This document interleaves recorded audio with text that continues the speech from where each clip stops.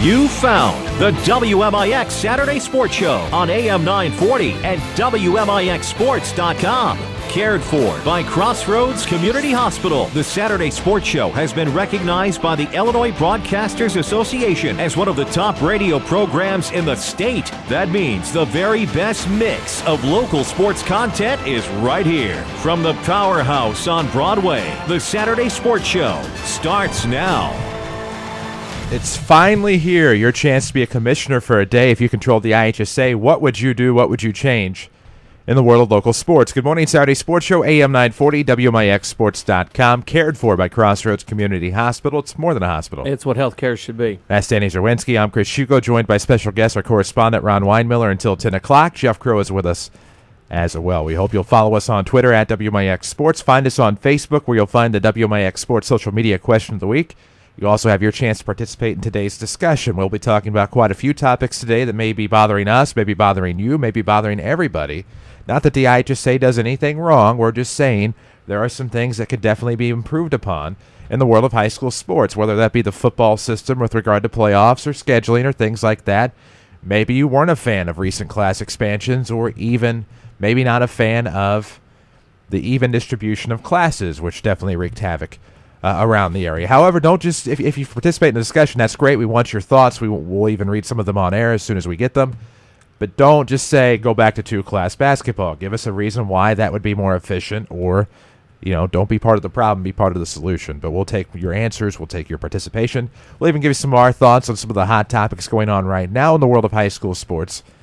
And I think that as we go through our list of topics and even have some of our guests on today as we talk with some athletic directors, different administrators, and even some scribes from around the state, you'll get a better thought on just some of the things that could probably be improved upon or maybe are inefficient right now in the world of high school sports. And in D.C., we've talked about this for quite a while. Our Commissioner of the Day show today, we've promoted it for about a month now.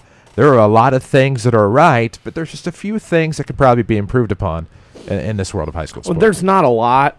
I mean, overall, the IHSA does a really pretty good job. There's always something going to be going on. I mean, I don't care what sports you're talking about. You're always going to have something where people want to change, discuss, fix, alter, throw in. Your team, your player, your organization has been done too wrong, so you want to fix it. So this is what it's for today, is to have 2 hours to discuss and bring this along. No doubt about it. Of course, we're joined by basketball coach, but also sports super fan, Ron Weinmiller, this morning. I know he probably has a few thoughts on some things probably that impact him as well. I mean, every year, DC and I probably in jest welcome him to Class 3A in boys basketball, and every year it's failed to happen, probably just by about 20 or 30 kids. But as a guy on the bubble in your sport, I know there's some other things that you have thoughts on as well, but there's a few things that could probably be done a little bit more efficiently.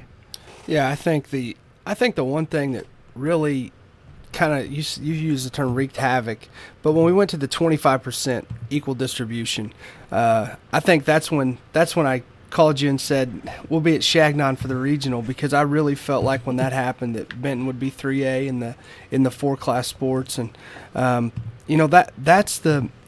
think that's the complaint I hear from a lot of guys.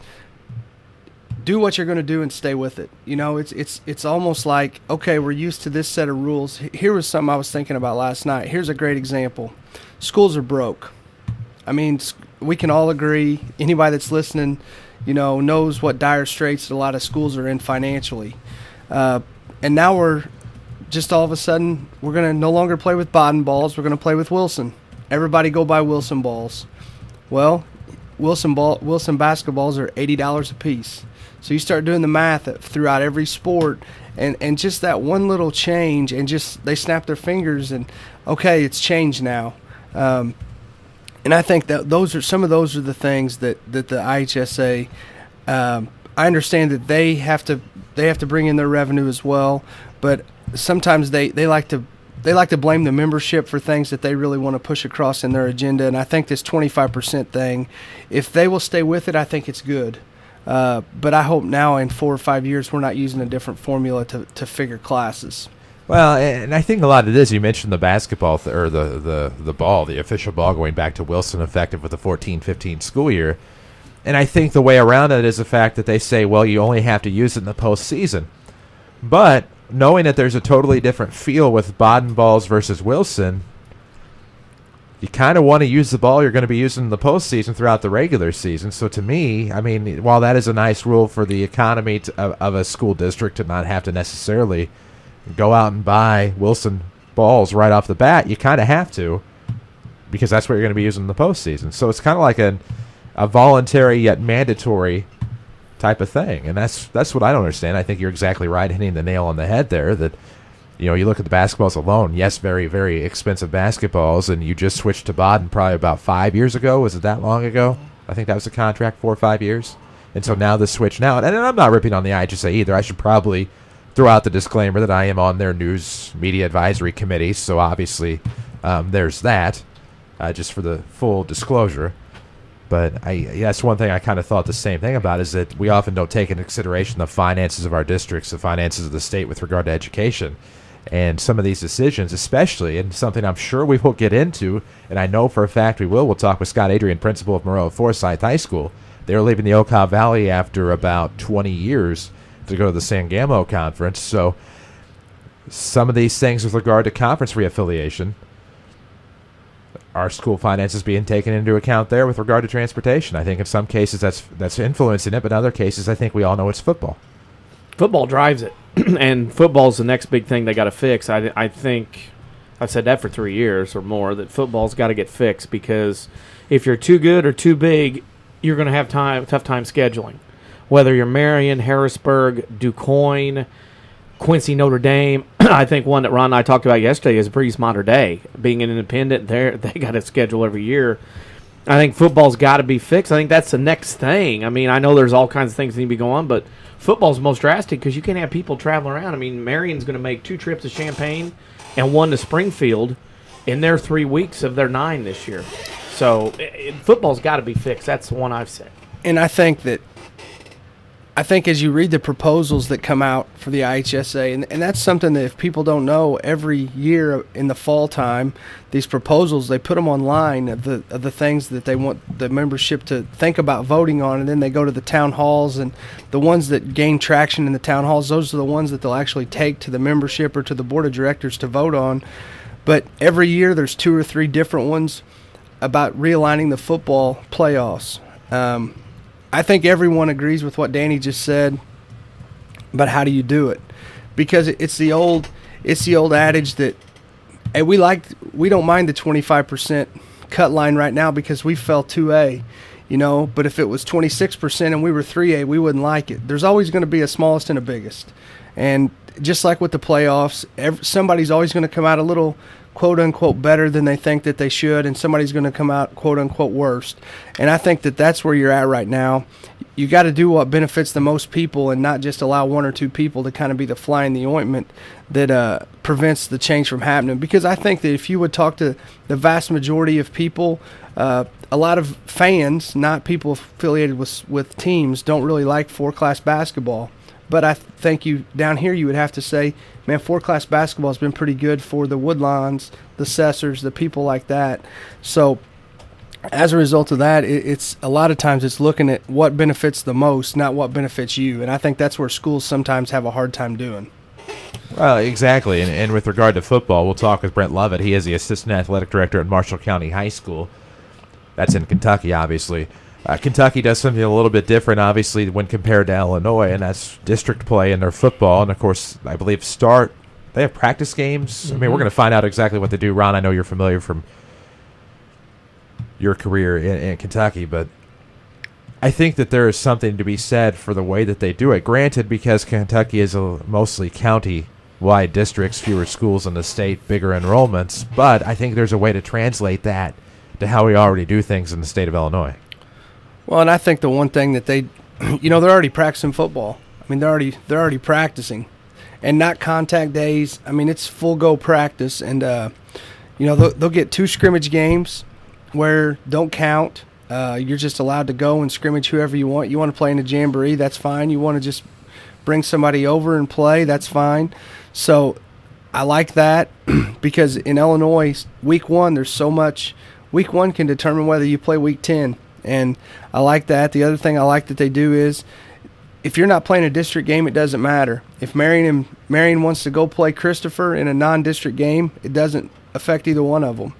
We were 6A when I was in Kentucky, and Mayfield was 1A, and that was a huge game every year because Mayfield's a traditional power, and it didn't affect either one of us, win or lose. So I like the things that they do. It makes scheduling very easy. If Marshall and Mayfield were playing and it mattered toward the playoffs, they probably wouldn't be playing each other. So I like some of the things they do with the district format, and I agree with what you said. I think that that's something that Illinois could definitely look to do in that sort of system to make it work, even though we do have more teams. Sure, and with the districts, and depending upon how the playoff situation would work, that's something to where if you had to ahead of time, you could go through and go ahead and put the classes together before the season starts instead of waiting until selection Saturday. And if you went to district-type play and had to still stick with the classes, which obviously I'm sure you would, you might still have some travel in Southern Illinois for the 5A, 6A, and then 7, 8A schools.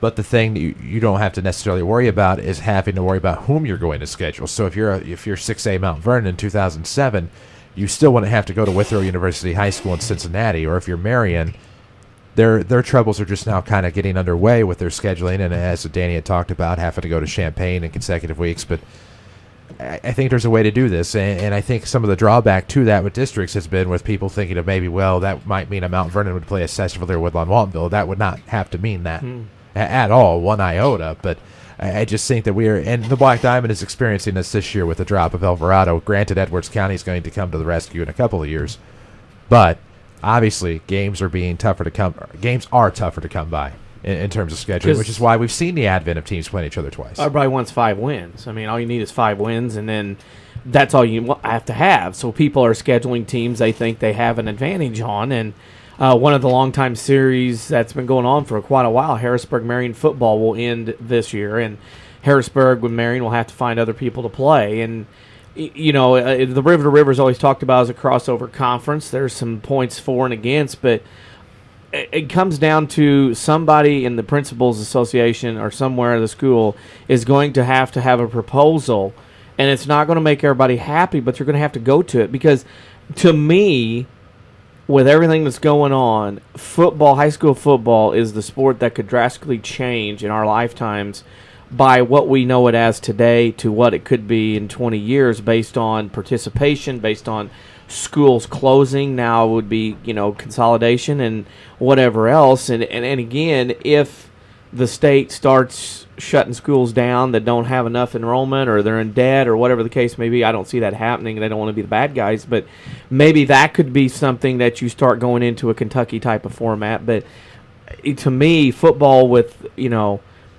participation, injuries, concussions is always talked about. I think numbers are going to go down. I think kids are going to try to play other sports.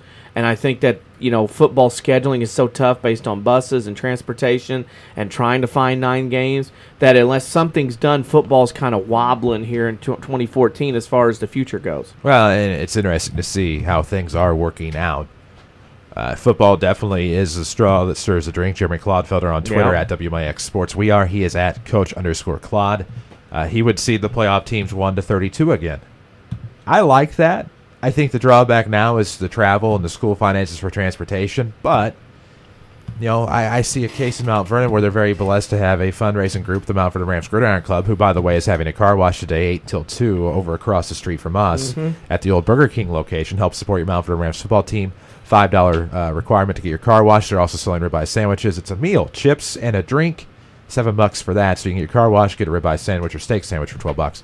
But if you have a great fundraising group like that, that transportation could become a non-factor. Not everybody has that, but I think I agree. I personally do not like the quads where number one, just throwing out teams out here, where number 1 Cahokia might see number 8 Carbondale.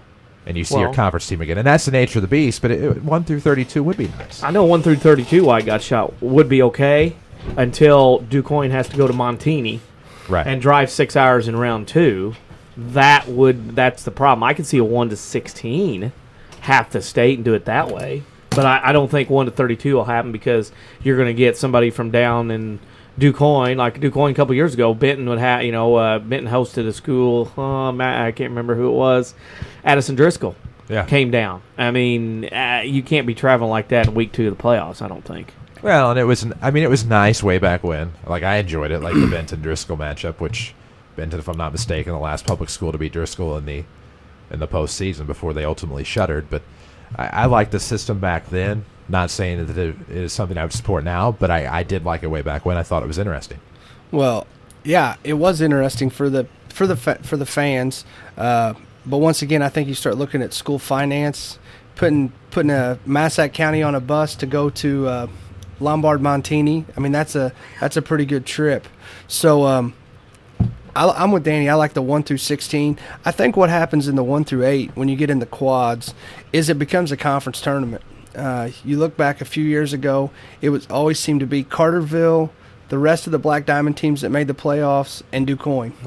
I mean, and that's how it kind of shook out for, it seemed like 3 or 4 straight years where Carterville's 9-0. They play 5-4 Black Diamond team. Then they play 7-2 Black Diamond team that beats 7-2 Black Diamond team. And then they play DuQuoin in the quarterfinals. And I think that people, I don't want to say they got tired of that, but it just didn't have the excitement that I remember 2 years ago, Vandalia did not get a 2-point conversion and Carterville beat them. And then we had to go to Carterville in week 2. We beat Robinson in the first round at Tabor Field. And man, it was exciting. We didn't know them, they didn't know us. It was to me a true playoff game. Sure. And then I was really hoping we get to go to Vandalia, something new, something different. And that's what I like about the postseason in a lot of sports is, they're really revamping the basketball as far as the teams that feed into the sectionals. So I'm a big fan of the 1 through 16 myself. As long as it's a true 1 through 16, don't flip 4 and 5 because, well, it makes it better travel on the other teams. If you're going to do it, you got to do it. Well, if you go quads too, you end up like a Harrisburg situation a couple years ago where they had 3 straight home games, couple locals. I think they played Greenville or Columbia, one of those two, and then went and got beat by Rochester. So in quads, you have a chance if you're Harrisburg, you're undefeated, a lot of points. You can play 3 home games too, right out, bang, bang, bang, and then go to Rochester, Quincy. They had to go to Quincy 1 year right out of the gate. So I'm like Coach Clodfelder at Benton. I think 1 to 32. I know he likes that. I think 1 to 16. But like you said, don't flip it because so and so has to play so and so. 1 to 16. Go, play, divide up. That's what you can do. I do like that idea. I think 1 to 32 is too much travel. Well, and it'd be nice. It would keep us from back in the day. It would keep us like when we were talking about the Black Diamond and in Carterville. Carterville seemed like Carmi most years in playoff play. In 05, they had Carmi and DuQuoin. 1 to 32 works in Chicagoland. Yes, it does. In upper classes because there's more schools in a circle. They could go 1 to 32 there. Because the travel's not as big. Which is a topic we can definitely get into. Right. Why Chicagoland for some things and the rest of the state for others. Sectional complexes would be an example of that, and especially in the sport of boys basketball. We need to take a quick break on the Saturday Sports Show. We'll come back. We'll talk a little bit about our WMIX Sports social media question of the week, how you can participate in the discussion today here on the Saturday Sports Show, cared for by Crossroads Community Hospital. It's more than a hospital. And it's what healthcare should be. Back after these. A digestive problem can affect every area of your life. But now there's a specialist right here in town who focuses on digestive health. Mayo Clinic-trained Dr. Carpal Atwal has opened the only gastroenterology clinic in Mount Vernon. Dr. Atwal treats acid reflux, gallbladder problems, inflammatory bowel disease, ulcers, and more. For your appointment with Dr. Atwal at Crossroads Specialty Clinic, call 618-241-9071. America is a nation on wheels. Everyone has at least one automobile. We use them for shopping, work, everything we do. But they can be a threat. Some accidents can't be prevented. Your professional Pekin Insurance Agency, Page Insurance on Crownview in Mount Vernon, can help protect you from a large financial loss when an accident happens. Call Page Insurance today at 242-7000 about low-cost auto insurance from Pekin Insurance. Ask them about the many money-saving discounts that are available. Depend on your hometown professionals. Pekin Insurance. Did your bank recently make changes or add fees to your checking account? Free yourself with a free checking account from People's National Bank. You'll receive a Visa check card, online banking, bill pay, mobile banking, and access to over 20,000 ATMs with the added convenience of MoneyPass ATM network. Stop by People's National Bank located at 413 South 34th Street in Mount Vernon today for details on how to get your free checking account. People's National Bank, serving Southern Illinois since 1909. Member FDIC. Non-usage and wireless carrier fees may apply. There's no other Toyota dealership like it in the region. It's totally techno, chic, and totally you. Tyler Toyota. It's like car heaven. It's totally brand new. Totally built for you. Welcome to Tyler Toyota, the best car and truck buying experience in Southern Illinois. Total. Totally. We're celebrating the grand opening. Newly renovated and highly celebrated Tyler Toyota. Totally Tyler. Toyota.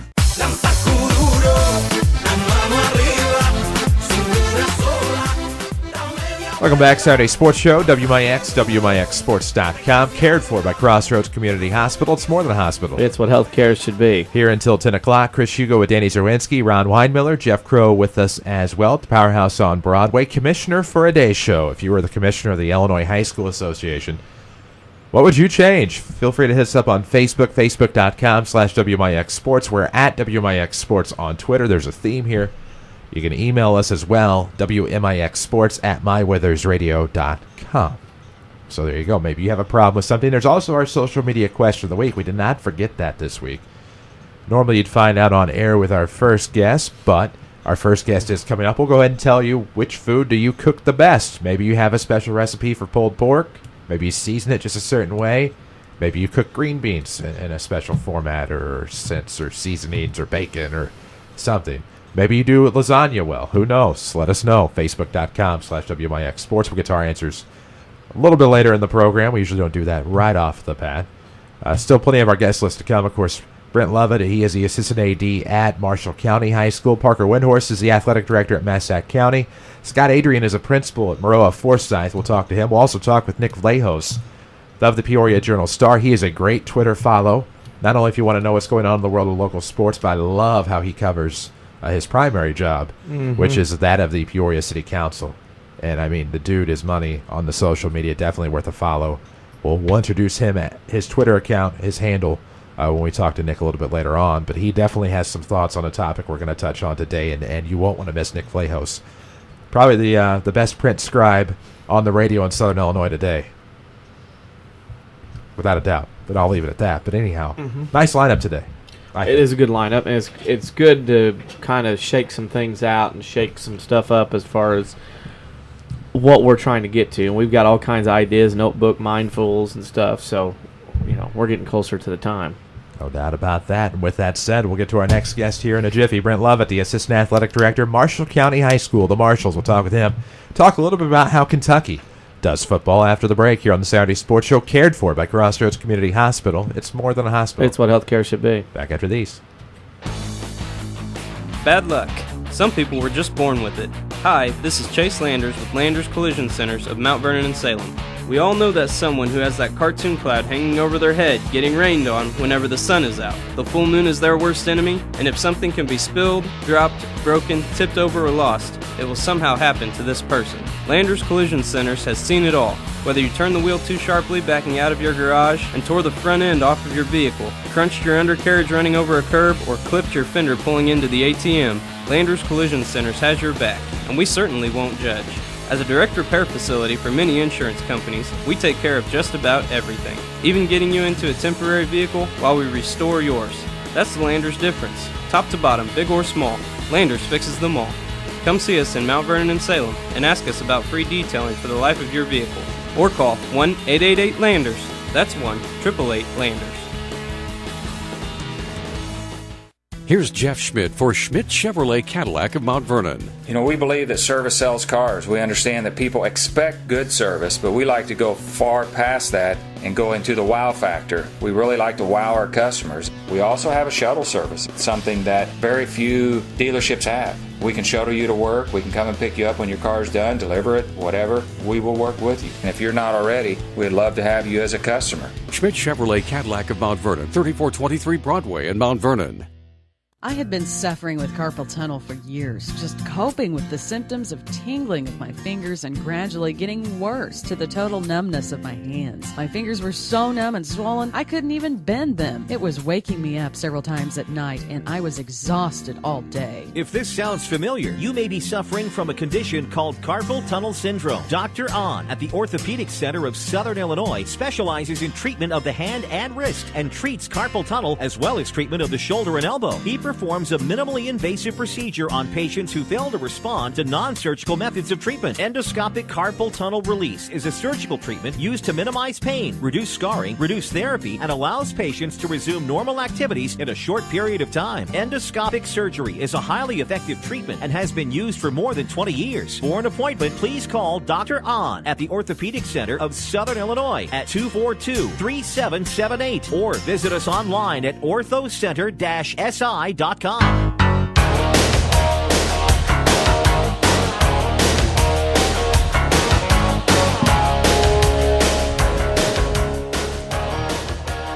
Welcome back, Saturday Sports Show, AM 940, WMIXSports.com. It's cared for by Crossroads Community Hospital. It's more than a hospital. It's what healthcare should be. Last Danny Zerwinski. I'm Chris Hugo. Ron Weinmiller is with us, as is Jeff Crow. We're here until 10 o'clock. Glad to have you with us. Our first guest of the day on our Commissioner for a Day program is Brent Lovett. He is the Assistant Athletic Director at Marshall County High School in Kentucky. Sir, good morning. Good morning. We're just talking on our little program here about how Kentucky and football operates in the great Commonwealth with the district play and whatnot. How exactly do the districts work in the Commonwealth of Kentucky? Well, each district has anywhere from 3 to 5 or 6 teams that consist of a region. There's 4 districts in each region, 16 regions in the state, and districts, are broken down, within close proximity of schools, not necessarily by size or anything like that. And each district, like our district, we have 3 teams, and we play the other schools twice. And at the end of the season, we have a district tournament, and the winner and runner-up of each district advances to the regional tournament. It's intriguing to me because Kentucky also right now is actually practicing, like official football practices, if I'm not mistaken. Yeah, football started actually last week. July 15th was the first day they could actually be in the field maybe a week without pads and then get right into pads and contact and everything. Talk for our listeners in Kentucky, a little different. Illinois starts week 1. That's their first game. In Kentucky, you have practice games set up after practice goes on. Explain the concept of, for our listeners, the practice game format you have in Kentucky. Well, in football, you can we have 10 games on the regular season. We have what's called a week 0, and if you choose to play in week 0, you get 1 scrimmage game. And then you have a bye week in there. I know at our school we have 2 scrimmages and then go straight through with 10 weeks in a row with no byes. So I believe we actually, if you count our 2 scrimmages, we're playing competitive contact for 12 weeks straight before the playoffs even start. Yeah, I mean there are some great things about how Illinois does football, but there are some amazing things about how Kentucky does it. It just seems like, and maybe I'm mistaken, but by having the districts in the region, it just seems like the nightmares of scheduling and the hassle of trying to find opponents, it seems like that is all at ease with district play. Yeah, with football in Kentucky, the state pretty much sets your district schedule for you. I don't know exactly the weeks offhand. I believe it's like weeks 4, 5, 6, and 7 maybe are district games, and then you've still got to find schedule for 3 or 4 more games during the season, and then with football playoffs, it gets a little bit different with your district. You're more spread out, and I know this year, like our district, if you are was the 4th seed, you have to travel to Louisville to play a 1 seed game. So there's some travel involved in football once it comes close to the playoffs. But that's really the other sport, and so all other sports you don't really travel to. It's fast region into the state tournament. And let me ask you this, Brent. The enrollments are set in 3 or 4 year increments down there. They find out in the spring in your regions and your districts, and all that's set in how many years in advance? Are the regions set? Yeah, your region and your district. Like, you know that you're going to be in a district with Callaway and Murray and CCA for how much longer? Well, in basketball, we're in there the whole time. In football, the districts change about every 4 years. That's the rotation. Football is classed in Kentucky, whereas basketball and baseball and things like that is not. And those classes change every 4 years? That's when they look at classes change every 4 years. Could change every 4 years. I know this year's our last year in 6A, and we would drop down to 5A. So when you change classes, obviously your districts change as well. When district change like that, how much of a burden is it on you as an associate athletic director to try to find games that quickly or that time frame for the upcoming seasons? It's not that big of a deal because your district games, like I said, which are set by the state, they, even though you're changing regions, changing districts, you still got about the same amount of district games. And since they're in these certain weeks, your non-district opponents, it's not that big of a deal to change because they still need games in the same weeks that you do. It definitely seems like it takes a lot of the hassle out of it because in Illinois, when you have conferences and most conferences may be 6 teams, you may have a couple that are 8 teams, you have some that are closed. If your schedules don't mesh the same weeks, it just makes it so much difficult. It sounds like that's a lot easier to have to deal with when in most years you're going to have set number of weeks open, and so are other teams. It just seems like that's a lot easier of a system. Yeah, I believe it is, and a lot of times we do. And I think the reason they change every 4 years or could change every 4 years is the fact of a lot of times we do home and away contracts. So you're not really messing with contracts there. So everybody, once that 4 years is up, everyone is pretty much played their home and away or played their home and away twice. So they have the opportunity to continue scheduling that way or look for different opponents elsewhere in the state. What about non-boundaried schools, like somebody comes to mind, St. X and Trinity? Do they play by their actual enrollment, or do they take on any sort of multiplier because they're a parochial school?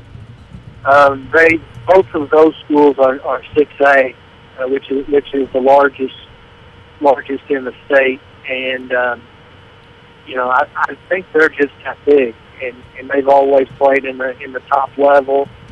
I know both of those schools, they pretty much only play their district games, and then they pretty much try to play a national type schedule. I look at it this way too. Besides those 2 parochial schools that are that big, that size, are there any other schools that you know of that are parochial in the state that are bumped down or are bumped up, or how that goes? Do you know of any schools smaller than those 2? There are some schools, in different classes that, they request to be bumped up, level. I don't know exactly offhand which schools that is, but I've read in the paper and stuff that certain schools may qualify as, say, Class 3A, but they request to be bumped up to 4A just because most of the schools in their area are 4A, and that eliminates some travel burdens as well.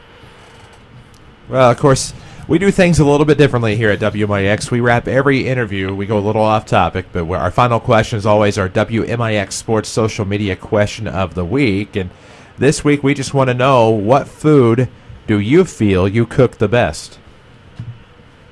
Oh, it got to be chicken. Nice. Baked chicken, roasted chicken, rotisserie chicken, fried chicken. I mean, is there a special Oh, method? man. It was grilled.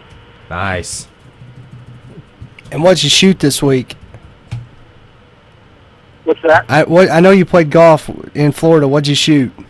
Actually, it's a straight family vacation. No golf club trip. I went on the golf trip last week. There you go. There you go. Have a safe trip, man. Brent, we appreciate the time you've taken for us this morning. Thanks for joining us here on WMIX. Thank you very much. That's Brent Lovett, Assistant Athletic Director, Marshall County High School. Home of the Marshalls, of course, and made some great points about the Commonwealth of Kentucky. We need to take a quick break here on the Saturday Sports Show. Cared for by Crossroads Community Hospital. It's more than a hospital. It's what healthcare should be. Back after these. Mount Vernon is home to many wonderful people and things, and that includes quality cardiac care from Dr. Ruzaik Ibrahim. A skilled cardiologist, Dr. Ibrahim's training and scientific accomplishments have earned his designation as a Fellow of the American College of Cardiology. His services range from preventative care to the treatment of advanced heart conditions. For an appointment with Dr. Ibrahim at Crossroads Specialty Clinic, call 241-9071 or visit in person at 4113 South Water Tower, Mount Vernon. You can count on us. Yes, you can. Hi, Roy Schmidt, Chrysler Dodge Jeep Ram dealer at King City Chrysler Center, Mount Vernon. Right now, receive 0% plus $3,000 cash back on all Ram 1500s. You heard right, 0% plus $3,000 cash back. Chrysler wants to possibly lower your payments on Motor Trend's Truck of the Year 2 years back-to-back, running for 2013 and 2014. So they are bringing back 0% financing and big cash back. We have a great selection of crew cabs and quad cab trucks, two-wheel drive and four-wheel drives. Hurry in today to King City Chrysler Center, 1603 Broadway in Mount Vernon, Illinois, where you can count on us.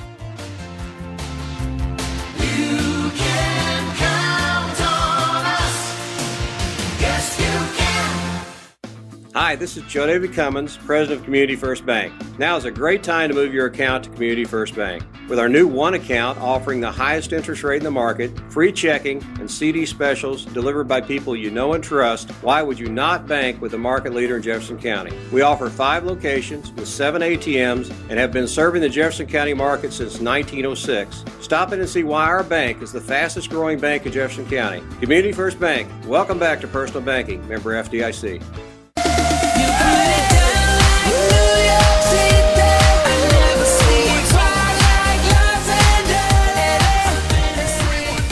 Welcome back, Saturday Sports Show, AM 940, WMIXSports.com. It's cared for by Crossroads Community Hospital. It's more than a hospital. It's what healthcare should be. Commissioner for a day, if you could change anything in the world of local sports, high school sports, I should say, maybe you're commissioner of the IHSA, we're letting you decide what you would do if you're in charge. Hit us up, facebook.com/WMIX Sports. You can find us on the Twitterverse at WMIX Sports or email us at WMIXsports@mywithersradio.com. We are taking all forms of correspondence today, not phone calls.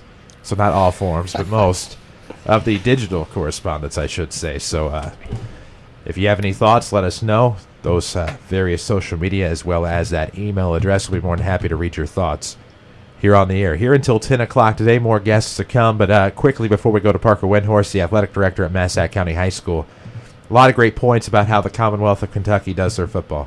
I love it. I enjoy it, and I know people are going to say, well, they've gone to a county school system in a lot of places, so this helps and works. But to me, it simplifies everything to the utmost, where it allows people to have games and schedule, and things are set up in a different way. Well, and I agree with what Danny said. You know, the argument would be, well, they have fewer schools. We'll just have bigger districts. I mean, instead of having a 5 or 6 team district, now maybe you got an 8-team district. Okay, so I'm just going to pull one out. Centray and Salem, they're not in the same class. They're not in the same district. Leave week 1 open so you can still play those kind of games. Leave week 9 open. And the other thing I love that they do is the week 0. I love the week 0 where, hey, you got 11 weeks to play 10 games. And if you can't find somebody to play 1 week, that's fine. Take it as your bye week. So it doesn't necessarily jam everything in to where the Black Diamond's at right now when Elkville drops football. And I think 2 of those teams found games. So I think it makes it a lot easier. makes it easier to find competitive games close to you. And I think that's what a lot of people are looking for, is people they can play close to them where it's not such a hit to play somebody. That it does. And, of course, we'll have plenty more to talk about. Commissioner for a Day program. Hard to believe our high school football previews begin in 2 weeks. Join us on August the 2nd as we start your previews for the high school football season to get underway on August the 29th. The Mount Vernon Rams live here. You'll find their game against Taylorville at 7 p.m., that kickoff from J.D. Shields Memorial Stadium. Pregame at 6:30 on AM 940 with video at WMIXsports.com. This is the Saturday Sports Show. We'll be back after these. I'm Andy Robb with a look at your next rad weather. Mostly sunny and humid for today, high 81. Mostly clear tonight, low for the rest of your Saturday, 57. Sunday, mostly sunny and humid, high 84. Tomorrow night, low 61. Monday, mostly sunny, humid, high 88. For Tuesday, sunny, hot, and humid, high 92. Next rad weather from WMIX, Mount Vernon, Illinois. They don't need fancy sales gimmicks or billboards at Second Chance Auto in Mount Vernon because it's their reputation for honesty and fairness that make friends tell friends about them. What other buy here, pay here dealership in the area offers you bank rate financing? Second Chance does. You can save up to thousands on the total cost of your vehicle. Not sure if you qualify? That's easy. A 2-minute call to 244-4582 will get you started. Or stop by Second Chance Auto, Route 142 East in Mount Vernon. You won't be disappointed. The health of your kidneys has a big impact on your overall health, affecting everything from your blood pressure to your bones. And if you ever have a kidney problem, Dr. Kangura is here to help. Dr. Kangura trained at the Mayo Clinic and specializes in conditions ranging from kidney stones and uncontrolled high blood pressure to chronic kidney disease. Dr. Kangura sees patients at Crossroads Specialty Clinic. For an appointment, call 618-241-9071.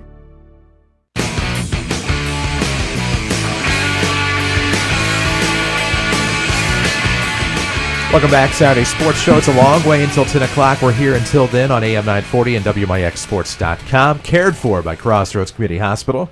More than a hospital. It's what healthcare should be. That's DC. I'm Hugo. Ron Weinmiller here as well. Jeff Crow in studio again until 10 o'clock. Commissioner for a Day, what would you fix if it's broke? Maybe it's not, but even if it isn't, you can still fix it here on the Saturday Sports Show. Facebook, Twitter, and email. Email us, WMIXsports@mywithersradio.com. Our next guest is the athletic director at Massac County High School. Had him on a few weeks ago. He is Parker Windhorst. Parker, good morning.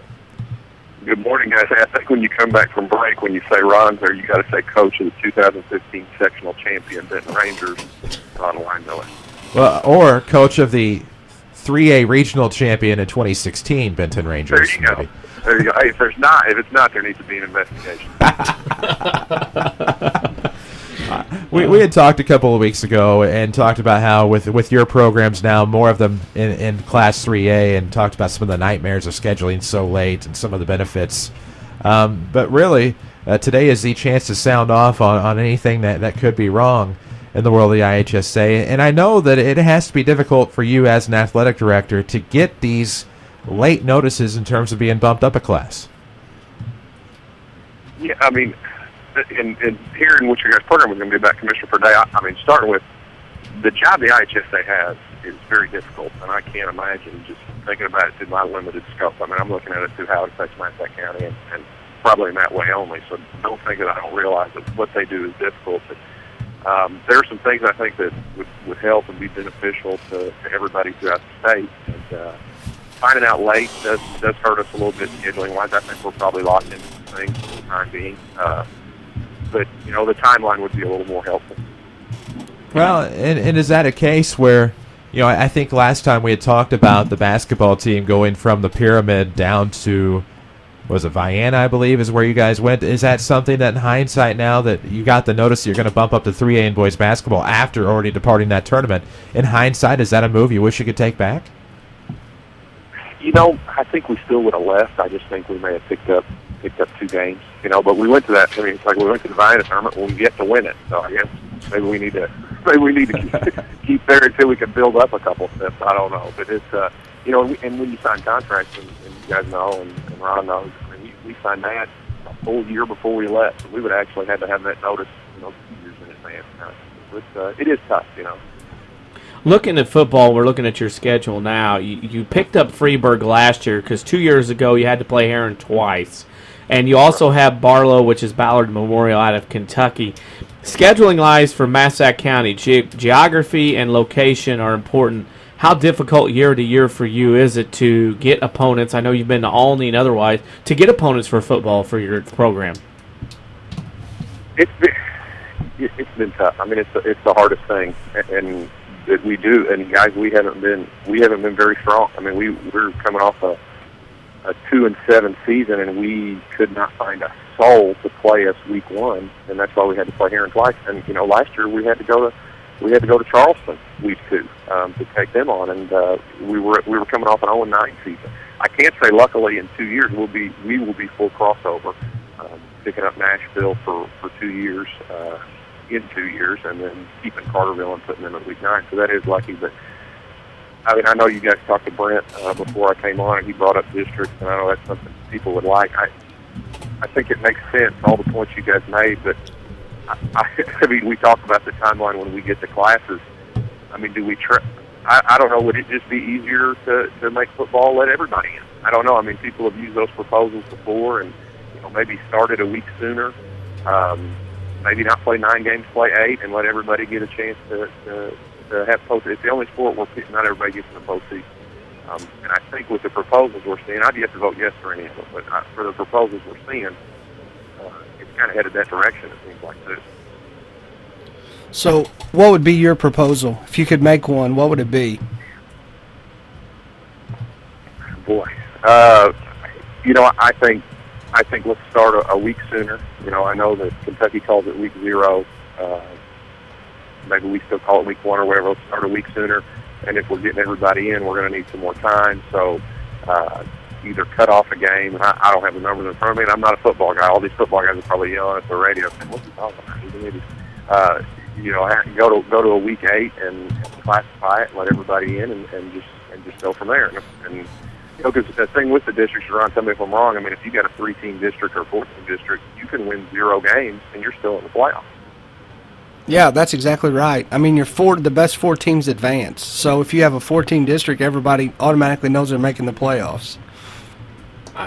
Have you ever? I look at this. I think when Illinois went to 8 classes in football, I think there was something changed or bothered by that. I'm one of those that I think if you went back to 6 classes and did some kind of district thing, like where you take away game or play certain teams, I think that would maybe help out things a little bit. But like you said, you're a team and a program that hasn't had a lot of success in the last couple of years, can't find a game.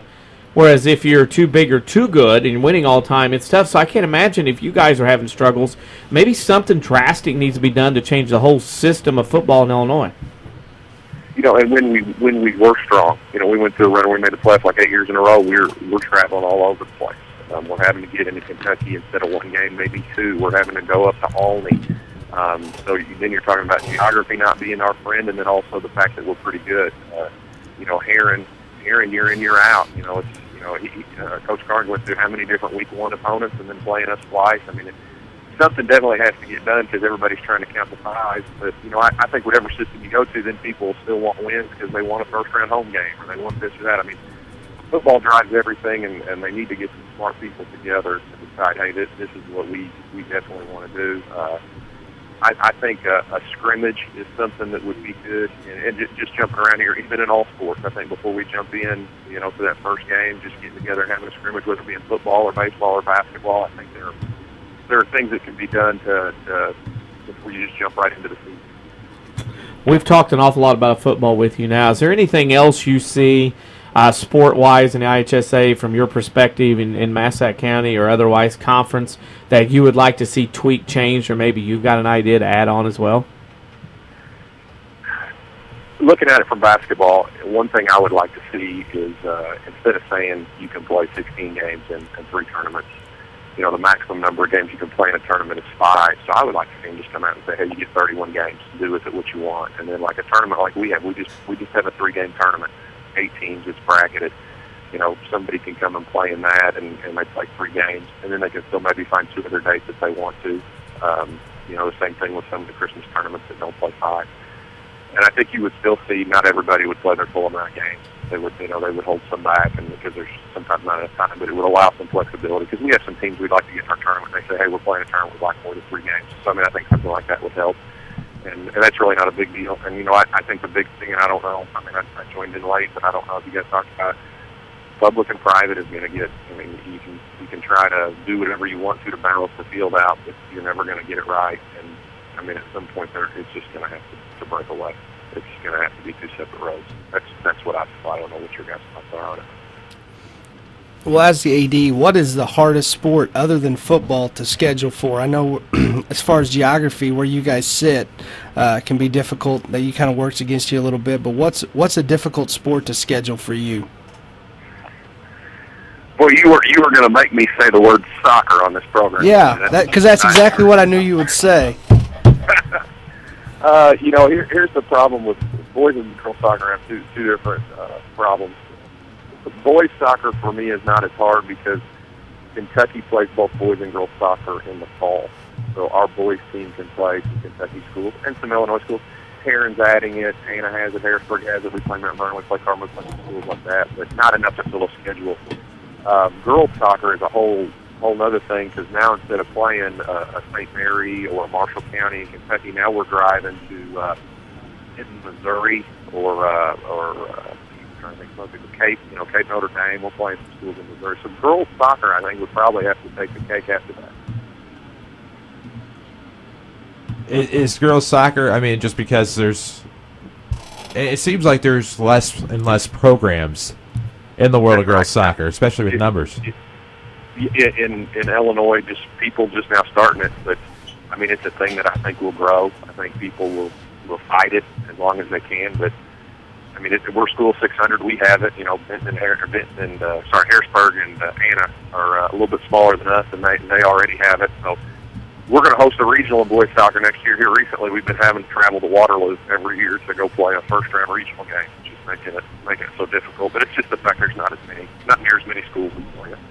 How do you go from Metropolis to Waterloo? I mean, last year we were supposed to play our girls soccer regional in Anna, and they had tons of bad weather. The field wouldn't get ready, so instead of going to Anna for a game, we had to drive to Waterloo. So we weren't even supposed to go to Waterloo, but somehow we ended up going to Waterloo. I don't even want to know which routes you would have to take to get to Waterloo from Metropolis, but I cannot imagine that was fun. If you want to see Popeye, you go through Chester. If you want to take your kids by the arch, just go ahead and hop on the interstate. Just do that. It's a sightseeing tour. I can't imagine. You know how it goes here. You know, we've talked and had some fun. This is our social media question of the week, and this week's question is: what food do you cook the best? It's funny because I guess you had before. I got online and found Brent Lovett's recipe for grilled chicken, and I think I may make that better than anything I make. I mean, he's got a great recipe out there on the web. If you can look that up, it would be good. Every time I come on, you guys have, what would you do if you're in the circus? What would you know, things that are, I mean, I don't cook. And then the week I'm not on, it's like, what's your favorite superhero? I live in Metropolis, Illinois. I can't get a superhero question. Are you kidding me? You can do whatever you want. I tell you what, now that I've had kids, I make sandwiches. That's probably about the best thing I can make. There you go. PB&J, ham and cheese. You just throw it out there. PB&J. My boy, and what I do is I put a little butter on the bread before I put the peanut butter on it. Nice. And I thought when I got to be commissioner for a day, I was hoping I could come on here and talk about Scholar Bowl and chess, but you guys just jumped right into football. Oh, what would you do with Scholar Bowl and chess? I mean, we're open to anything. Well, first off, I'd start a chess team in Massac County, and then I'd learn about it and decide what's wrong with it, because I do a pretty good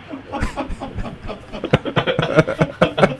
Oh, Parker, we appreciate the time again today, as always, and look forward to having you on again soon. We love what you add to the program, especially if you're willing to add chess at Massac County. Hey, I'm glad you get me on. You got a Cubs fan. You're bringing in Nick a little later. He's a big Cubs fan. I feel that Cub power coming on. I know that Ron and Chris, they feel it too. We will have to see about that. That is Parker Windhorst, the athletic director at Massac County High School, and always a good time. And it's funny he brings up the superhero question. That's still on Facebook. Yeah. All of our questions can always be found on our Facebook wall, facebook.com/WMIX Sports. Today's question, as well as the Commissioner for a Day photo. Suppose that'd be a great place for you to address your thoughts on what you would change in the world of high school sports. Commissioner for a day lasts until 10 o'clock. We'll take a break. When we come back, we'll have Scott Adrian. He is the principal at Maroa Forsyth High School. We'll talk about their conference affiliation. It's switching again up there at Maroa Forsyth. This is a Saturday Sports Show cared for by Crossroads Community Hospital. It's more than a hospital. That's what healthcare should be. Back after these. Registration for fall classes at Rend Lake College is going on now. With more than 100 degree and certificate programs, RLC can put you on the fast track to a new career or to continue your education. More affordable than four-year universities and private schools, you can save thousands of dollars at RLC. Our trained academic counselors will make sure you're on the right path, whether you plan to transfer to a four-year university or head straight into the workforce. Registration by appointment continues through August 1st. Call us at 437-5321 or find us online at rlc.edu. Rend Lake College, your journey starts here. If you can't pick us up where you live, move. This is WMIX, Mount Vernon, Marion, another Withers Broadcasting Station. There's no other Toyota dealership like it in the region. It's totally techno, chic, and totally you. Tyler Toyota. It's like car heaven. It's totally brand new. Totally built for you.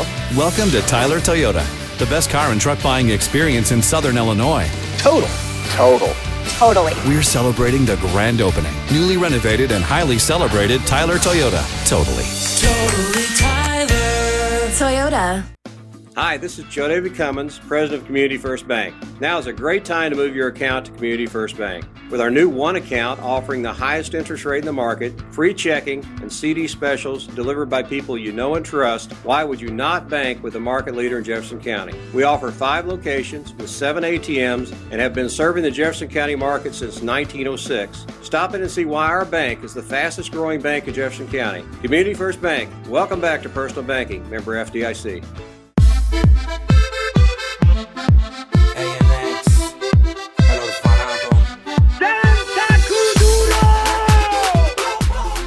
Welcome back, Saturday Sports Show, WMIX, WMIXSports.com. Second hour on the way. We're glad to have you with us. Chris Hugo with Danny Zerwinski, Jeff Crow, Ron Weinmiller, all here on the program today. Commissioner for a day. What would you change for the world of high school sports? We're working to catch up with Scott Adrian, principal of Maroa Forsyth High School. They are leaving the Okaw Valley Conference for the Sangamo Conference effective 2016-17, and working to see just how many conference changes they've undergone over the years, because I, like everybody else in here, thought they had changed another time recently. However, everybody's favorite search engine that shouldn't be is Wikipedia.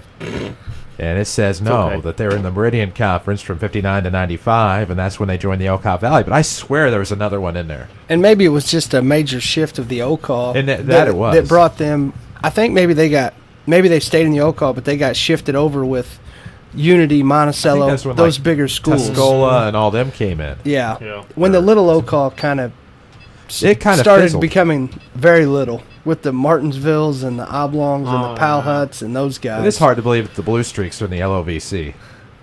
And I think they're the smallest football playing school in the state. That would not surprise me. There's been a lot of talent over the years to come out of Martinsville, at least on the basketball side and into the coaching ranks. But wow, Martinsville mentioned. Okay. Had to. We're popular in Martinsville. The football conferences in Illinois, in that part of the state, the mega conferences are starting to get like the Big East in football, and nationally, where it's taking up multiple counties in Illinois, multiple time zones.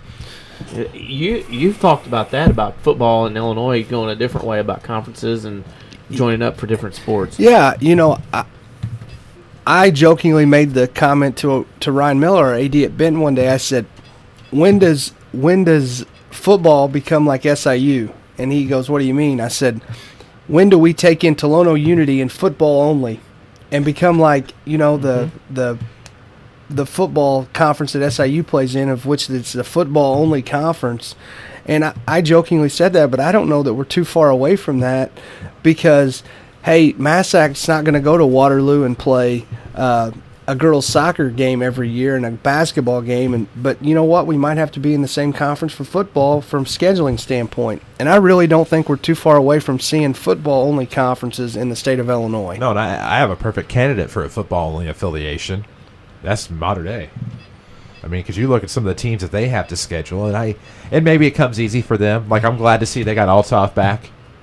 Or I don't know if they ever played Althoff before. I should say I'm glad to see they have Althoff on the schedule now. Althoff was kind of left in the dust with West going another direction. We saw that playoff game, second half. Remember that? Yeah, we did. Trailed and how ran into vitriol. Yes. It was very... Ran into a South 7 football coach there. Yeah. From, Yeah, Marion I mean, County. that matchup that night we saw Fallon played somebody in the first half, got up 21-0 early. And then we took off, bolted, and took down Route 50 to Altoff Mater Dei, and I'm telling you what, that was nasty. There was no doubt those two hate each other. I remember two things about that game. None of them happened on the field. There were two Chick-fil-A sandwiches that were delightful.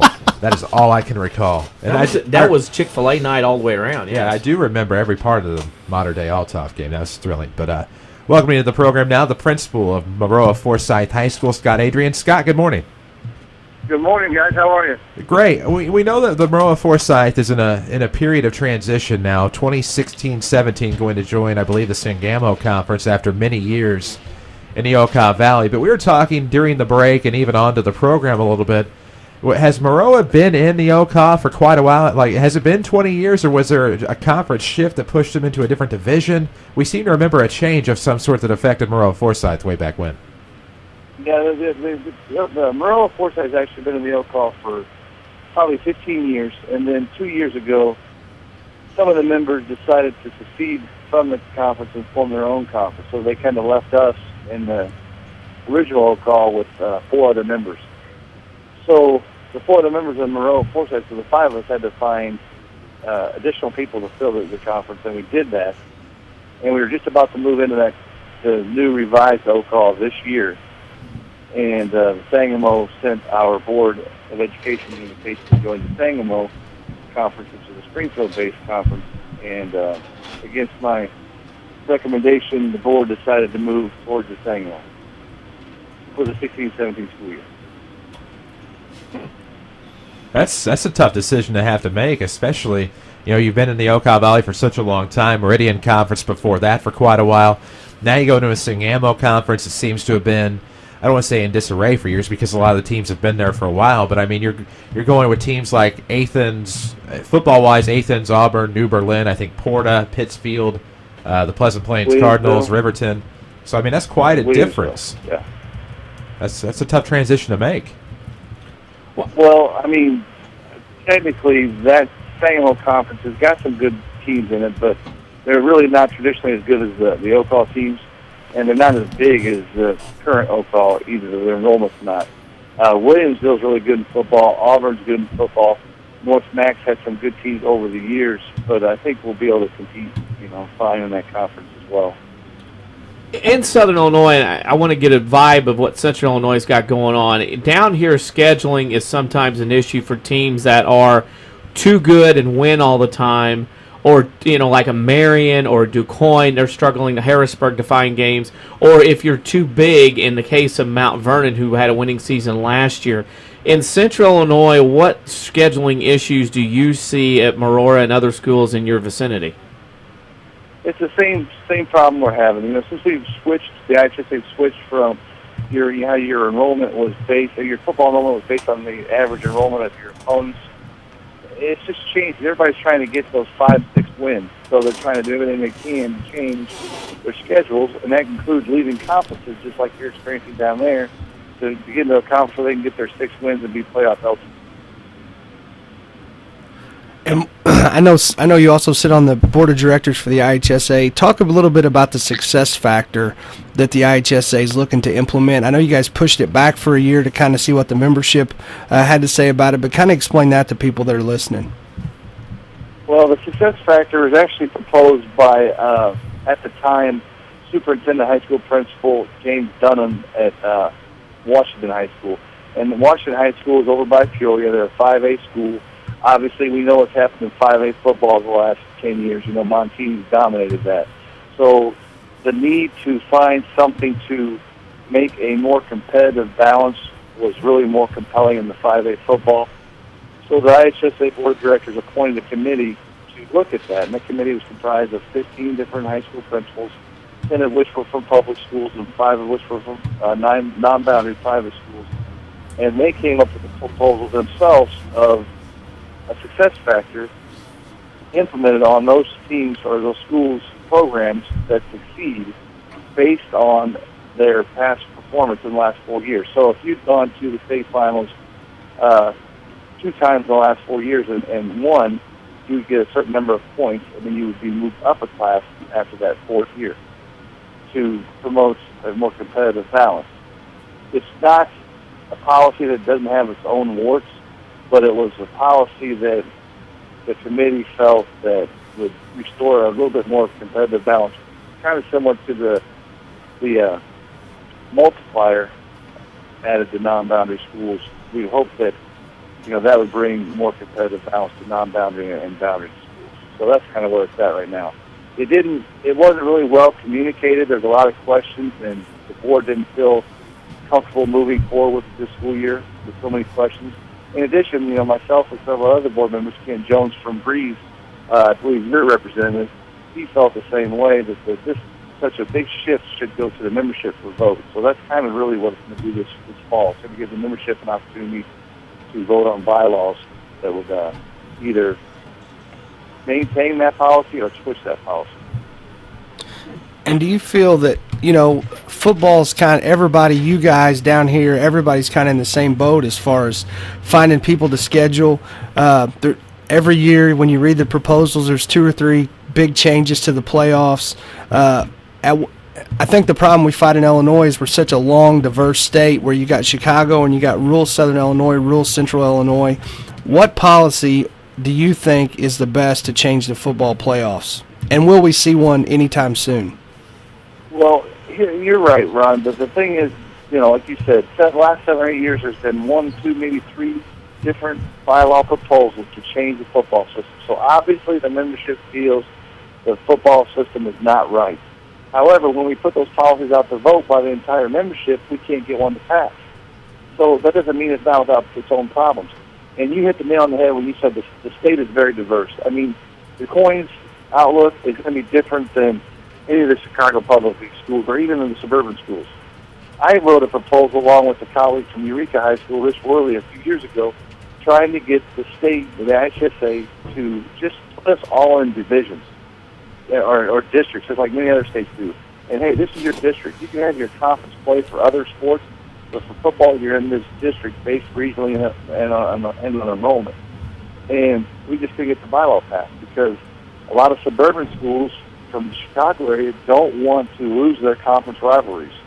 And that really would cause them to vote against that policy. So some schools who are entrenched in good conference historical rivalries, they don't want to vote for districts. They don't want to go that route because they don't give it up. Now, ironically, some of those same schools, one of them was Wheaton North, they voted against it, but then they called me the following year because some of the schools were going to leave their conference for football. Now they're like, hey, we got to go to districts. Like, yeah, we should have voted for that policy last year. So it's a problem. When you're writing a proposal and you're on the advisory committee or with principals, do you sometimes have to not only sell, but you kind of got to oversell the idea because a lot of people will stand back and probably get the idea of, okay, yeah, this might work, but it's not going to help me. Don't you have to oversell the idea to kind of get something going? You do, but it's you don't really get an opportunity to sell it. I mean, you get to write the bylaws, and if you want to go to each of the town hall meetings across the state, you can do that. And a couple of schools have done that over the years, but it's really rare for a school to travel across the state to push their proposal and actually have a voice to a policy. They put it on paper. They try to do what's best by their own school in the area first, and then they think, oh, hopefully it'll work for everybody else. Mm-hmm. But unfortunately, with this football thing, it's just such a volatile. Everybody's emotionally attached to it that we can't step away from it and do what's best for the entire state. And what's best for, like I said, Point, Harrisburg, Benton High School is not going to be necessarily best for, Yorkville or Driscoll or not Driscoll Catholic, but Montini or, whoever else. I know football's getting a lot of the heat, and I think football is the number one thing that's got to be looked at or changed as far as Illinois goes. Is there another sport or sports that you see some things that of interest to you that maybe could be changed or you would like to see changed as far as where you see things from? Well, the thing about football that's a little bit different is you got to have, not everybody qualifies for the state championship. You got to have the 6 wins. So every other sport, hey, you all get an equal chance to start out within the playoffs. But and we'll go from there. And the chips fall where they may. But with football, the jockeying and stuff, just to qualify for the playoffs is what made it tough. You know, we get a lot of feedback on how the classes have been divided. You know, 4A class for basketball. There's not a lot of, I guess, solidarity on that front. A lot of contingencies feel that it's been great. Others feel it's not so great. So that'll probably be looked at again. But again, that's something that all the membership voted on. So maybe in a couple of years here, after we've had enough data and input, that we'll go back to the drawing board and say, hey, this is best for our sport. So that's something that's always on the front. As you know, the potential of moving the state basketball and football championships around the state, that's always part of that as well. So there's always a lot of talk about that. But, when Ron mentioned the diversity of the state is what it makes it difficult to make a policy that pleases people across the state. It really is. I mean, they're all different. Of course, we do things a little differently here on WMIX when we wrap up an interview. We do a WMIX Sports Social Media Question of the Week. Sometimes it's off topic and not related to sports. And this week we are asking, what is the best food that you cook? Or what do you cook the best? The best food that I cook? That's an interesting question because I do love to cook and I love to eat. But probably my best dish that my sons enjoy the most is probably chicken parmesan. Nice. That's clutch right there. Now, when you... well, it starts with a fried food, so that's always good. Now, most will do the noodles under the chicken breast, the fried chicken breast with the sauce on top. What type of noodle do you use, if you use any? That's correct. That's right. That's how we do it. I typically use a fettuccine. It's a little bit wider, a little bit heartier noodle. Nice. Because I'm used to getting kind of shafted down here and maybe some angel hair pasta. It's like I can tolerate regular mix spaghetti. It up once in a while, a little angel hair, maybe a little pesto. It's all good. Nice. Scott, we appreciate the time this morning, talking a little bit about Maroa Forsyth and their conference affiliation change and all of the above with your role on the IHSA Board of Directors. Thank you so much for your time this morning. Hey, no problem. My pleasure. Take care, guys. Have a good weekend. You bet. You thanks, Scott. That's Scott Adrian, principal of Maroa Forsyth High School and master of the chicken parmesan. That is outstanding. I love master chefs and cooks here on the Saturday Sports Show. Good times. I don't even want to know what DC's is. Sheller sandwich? That's been mentioned already on Facebook, yeah. Yeah. Mine's more hamburger, grilled cheese kind of stuff. I like to consider myself, thanks to Andy Underwood, a master of the grill. Andy's the master of the ribs. Yes. Ron? Man, it's a good question. I've been thinking about it. I'm going to say homemade chicken strips. Nice. I'm going to stick with the chicken motif. I already know Crow's. Crow probably makes the best Italian beef you've ever had. Is that your... Yeah. Yep. Without question. It was. He's already posted like everybody else. A lot of people posting today. Yeah. So we'll take your answer. We want your answer. Facebook.com/WMIX Sports. Which food do you cook the best is our question today, and we want to know. Hit us up on Twitter as well if you have a problem with something in high school sports. We will certainly accept your answers. We are behind on breaks. We'll go ahead and take a break. When we come back from the Peoria Journal-Star, it'll be Nick Vlahos. We'll talk to him here on the Saturday Sports Show, cared for by Crossroads Community Hospital. It's more than a hospital. It's what healthcare should be. Back after these. This is your local State Farm agent, Tony Wilt. I want to thank Mount Vernon and the surrounding area for continuing to support us over the past 5 years. If you have never sat down with someone to go over your insurance program, let me invite you into our office. Let us show you what working with the industry leader, represented by a local agent, can do for you. I'm located just off 42nd Street. You can reach our office 24 hours a day at 242-1421 or on the web at tonywilt.com. Thanks again, and go Rams. Did your bank recently make changes or add fees to your checking account? Free yourself with a free checking account from People's National Bank. You'll receive a Visa check card, online banking, bill pay, mobile banking, and access to over 20,000 ATMs with the added convenience of MoneyPass ATM network. Stop by People's National Bank, located at 413 South 34th Street in Mount Vernon today for details on how to get your free checking account. People's National Bank, serving Southern Illinois since 1909. Member FDIC. Non-usage and wireless carrier fees may apply. A digestive problem can affect every area of your life, But now there's a specialist right here in town who focuses on digestive health. Mayo Clinic trained Dr. Tegpal Atwal has opened the only gastroenterology clinic in Mount Vernon. Dr. Atwal treats acid reflux, gallbladder problems, inflammatory bowel disease, ulcers, and more. For your appointment with Dr. Atwal at Crossroads Specialty Clinic, call 618-241-9071.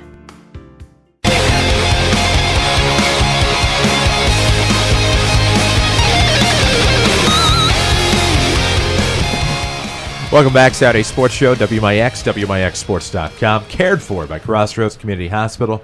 It's more than a hospital. It's what healthcare should be. That's Danny Zerwinski. I'm Chris Hugo. Ron Weinmiller here with us as well, as is Jeff Crow, here with you until 10 o'clock. Our next guest, privileged to have from the Peoria Journal-Star, he is Nick Flahos. Nick, good morning. Good morning, guys. Thanks a lot for having me on. How are you today? We're doing well, especially with our Commissioner for a Day program, and if we were in charge of the IHSA, what we may do with some of the sports, and from remembering about a time around 2006, 2007, and into 2008, I think I might have a sneaking suspicion about one thing you might change in the world of high school sports, maybe in the sport of basketball. I have no idea what you're talking about. I think if I were to become, Marty Hickman or whoever for a day, I think the very first thing I'd do once I got into office, even before I sat down at my desk, was to go back to 2 classes, at least in basketball, if nothing else. I think that the years have kind of shown that the 4-class experiment has not worked very well, either from a competitive standpoint or from a public interest standpoint.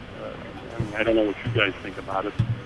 I think it's pretty obvious to anybody who goes to the state tournament these days that the event is certainly not what it once was, and there's other factors that go into that, of course, but I think the decline since about 2008 is pretty palpable. Looking at Peoria, and of course, the talk is now that the bids for the basketball state tournaments are going to be up, and boys and girls. From the Peoria perspective, it's been a great run since it left Champaign in '95. From that perspective, is there a concern or a worry that Peoria might lose one, maybe both, as far as the state tournaments go in the next few years? I think there is. Especially the big school tournaments. In some ways, if you look at the composition of the teams that have been making it to state recently, not many of them are really from downstate. In 3A, a little bit more so, just because you have a fairly large contingent in Central and Southern Illinois, but certainly not 4A. And this was not a problem in the 2-class system, I don't think, because there were teams. Basically, the entire state was represented in that class. You always had a school from Southern Illinois in it. You always had a school from the middle part of the state, some suburban Chicago schools, that sort of thing. Now it seems like 4A at least is dominated, obviously, by Chicago area schools because there's so few 4A schools south of I-80. And even in 3A, you're seeing a lot of dominance by the Chicago Public League as far as state champions go, at least. So I do think that there's a fear that the bigger schools will go north. The IHSA has been hesitant in the past to split these up, but of course, this is a new IHSA, as we all know, so who knows what they might be thinking. I'm not sure exactly what kind of bids they're going to be getting from that part of the state, but it will be interesting to see how it all pans out here in the next 6 months or so. And now that we're talking about 4-class basketball, what's the biggest negative that you see? Because as a coach, the biggest negative I see is when you went to the state tournament, it's really 2 things. You always had a team from your area that you could root for, and now the Southern Illinois representative is I-70 South. So that's one. And the second one is Friday was always, we're going to play our tail off so we make sure we get a trophy on Saturday. And now they know when they get on the bus, they've already got a trophy. And I think those Friday games, you see a definite difference in those. But I want to know what you see as the biggest negative of 4-class basketball at the state tournament.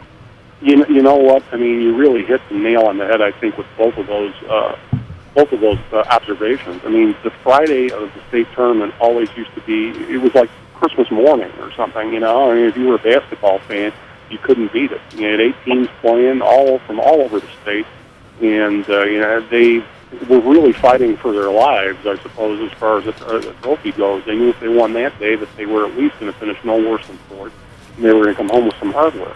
And now it's almost like an anticlimax. You've got 2 third-place games on Saturday. You've got a state championship game being played at 2 o'clock in the afternoon. I mean, I think a lot of it is just, I think in some ways it's kind of, a 4-class tournament is kind of insulting to some teams because they're saying, you know, you're not good enough to cut it in the old system, so here we're going to make things easier for you to try to win in the new one. I mean, did you have a lot of real small schools making it to state or winning state titles before? You didn't have a lot. But the ones you did have were really good, and they could hold themselves against anybody else in the state, and I think that's the key thing we're missing. There's a lot less drama, a lot less intrigue. Like you said, certain areas of the state can be shut out entirely. You know, if there's no team from Southern Illinois in the 1A tournament, then does anybody really care down there? You know, or from Northern Illinois, for that matter, or Western Illinois. We have that issue here a lot of times in our area where we haven't had a local representative in the small school tournament or in the big school tournament. And it's like, you know, who really cares about that? Speaking of basketball and wanting to go to somewhere else, I know basketball gets a lot of the talk. Football's going to get a lot of talk here on our show this morning. Is there anything else when Nick Vallejo steps into office of the IHSA besides basketball that you see that you would like to change, add, amend, whatever, as far as any sport in the IHSA goes? Well, you know, I mean, I think the whole classification system and the success factor and all that stuff really needs to be looked at. I mean, if you look at those, go to the IHSA website now and try to figure out what class you're in and what sport you're in. It's like reading the periodic table of the elements. You got to have a master's degree to figure out what class you're in and what sport. You know, you could be in one class in girls basketball and another class in boys basketball. And it's like, you know what, just keep it simple. It seemed to work very well for 30, 35 years. Why go around messing with it now? It looks like something out of somebody's doctoral dissertation that they did in college, you know. I think the other things that I would look at would be openness and clarity. You know, keeping in that same vein. I mean, you look at what happened with this hearing that they had in Springfield a couple of months back, and it was just a total joke. It was a dog and pony show the whole way around. And you know what? The state's just as much to blame as the IHSA is on that. The IHSA brought a lot of this on itself because maybe it's not open about some of the things it does, and it doesn't lay out its financials maybe as well as it should, even though, you know, they claim to be a private organization. But in reality, they really aren't. You know, basically, every high school in the state has to be a member if they want to participate in the state tournaments in any sport.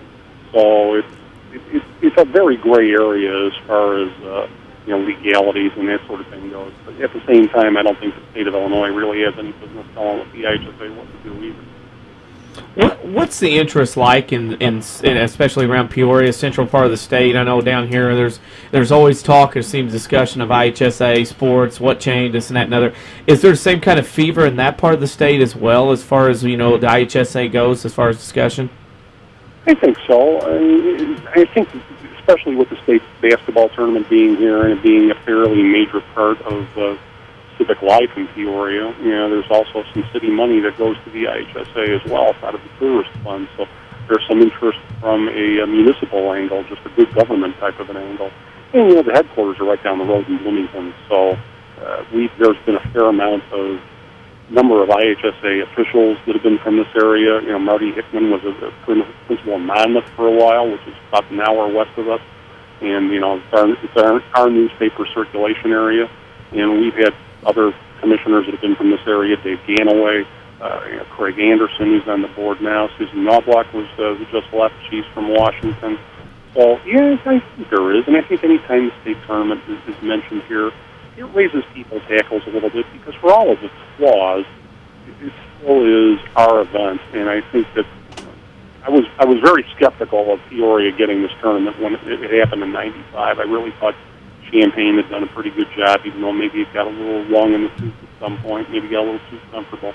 I thought it'd be very tough to match what they did. But not only did Peoria match what they did, they exceeded what Champaign did as far as volunteers, as far as March Madness experience, the enthusiasm. You know, it's kind of our baby now, and we really don't want to see it go. We want to see it fixed, perhaps, but we don't want to see it leave. With that, you know, said, if it comes down to it, I have a distinct feeling that we're going to have split groups. We're going to have a 1A, 2A tournament, 3A, 4A. I think there's a lot of 1980s nostalgia that if a state tournament's in Champaign, all the kids are going to want to play in it for Illinois. Is there which tournament would you pick to keep in Peoria if it came down to one of the two? If you held a gun in my head and said one of these things got to go, one of these have to stay, I think the 1A2A would definitely have to stay. It's from the geographic view, if nothing else. Maybe it makes a little more sense to have the state tournament up north. But you know what? They're going to find out if they do move the big schools up there. I don't think they're going to get the kind of attendance pop that they think they're going to get, because you're going to get a lot of downstate people who tend to tournament more than the Chicagoans do that aren't going to go because of expense, because of travel, you name it. You think about it. Unless your school's in it, if you live in Mount Vernon or if you live in Carbondale or Metropolis or someplace like that, you can drive all the way to Hoffman Estates to go to the state tournament, especially a watered-down state tournament. I don't think they are. And I don't think they're going to get the bang from Chicago area people as much as they might think. It's just another event, and high school sports in that area maybe just people aren't as passionate, or people aren't as interested in it as they are, south by in some ways. Well, I always felt when I was a kid that winning the public league title was a bigger deal to the Chicago League teams than even winning a state title. Do you kind of agree that kind of goes into some of the sentiment you're talking about? I think that's some of it.